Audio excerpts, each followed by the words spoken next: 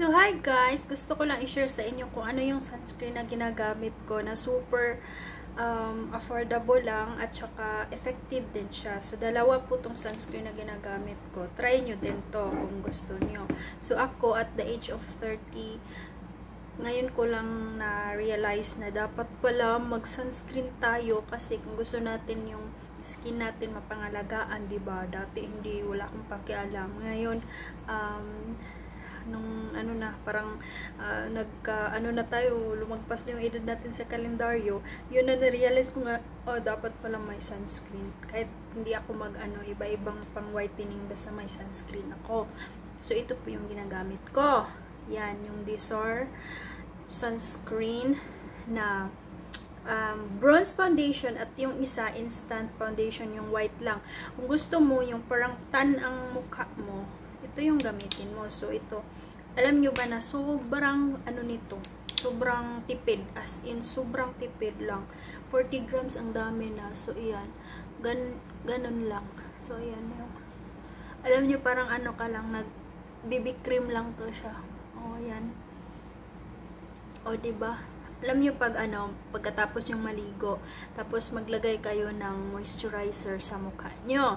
Tapos, hintayin yung ma-absorb yung moisturizer sa mukha nyo. Tapos, kung kahit di kayo aalis ng bahay, sa bahay lang kayo, or wala kayong lakad ba? So, maglagay pa rin kayo ng sunscreen every 4 hours. Pero ako, so far, andito lang naman ako sa loob ng bahay. Isang beses lang ako naglalagay. Yun. Yan siya. So, yan. Parang ka na din. Parang kang nag-foundation. Kasi siya, bronze foundation. Diba? Ang niya, ang ganda. Ito. Pakita ko. Yan, guys. Pasensya na sa kamay ko na sobrang alam mo, dami nating trabaho. So, ayan guys, Dissor sunscreen, SPF 50 siya, bronze foundation, ayan, sobrang ganda. UVA and UVV. Yan. Try nyo. Kamay ko. Yan. So, itong isa, ito yung isa.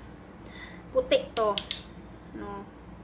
So, itong kunting, na lang to? Parang, ito yung madalas kong ginagamit Yan.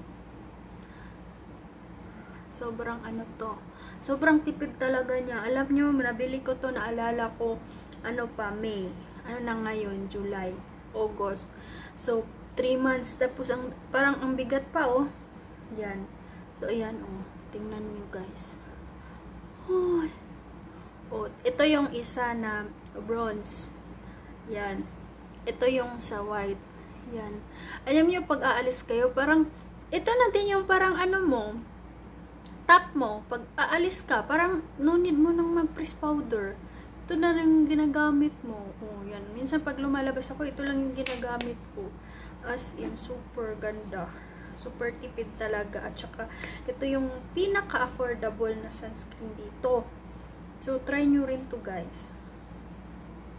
Para para malaman nyo kung siya, effective ba siya. So, para sa akin, hiyang talaga ako dito. So, ayan na. Mabibili nyo to sa mga supermarket, sa online. Kung sa Pilipinas ka, mabibili mo to sa Shopee, Lazada, meron din. And, dito kasi ito, nasa ibang bansa ako kasi sa Saudi. So, mabibili ito sa mga supermarket. And kung saan ka man ngayon, pwede mo siyang i-search kung saan mabibili ito. Basta ito lang ma-share ko, maganda siya, effective, super tipid. So, yun lang. Kahit anong sunscreen, basta sunscreen, nagpo-protect yan sa nyo, sa skin.